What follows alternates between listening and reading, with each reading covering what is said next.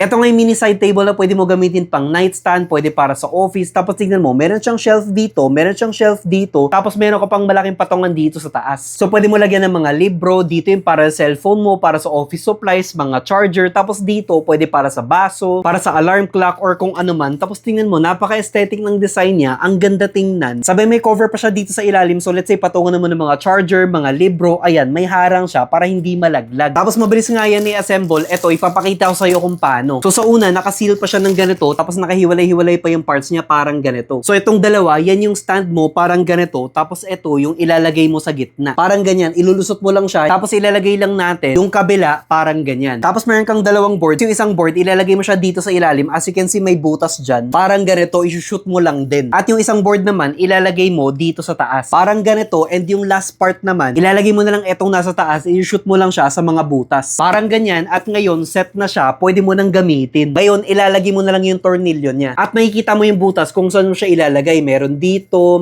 sa ilalim, meron dito sa side. At once nalagay mo na yung mga tornilyo, pwede mo na siyang gamitin, ready to use na. So kung gusto mo nga yung ganito, pang nightstand, pang side table, sa office, mabibili mo yan dito sa lower left ng video. Check out mo na, go!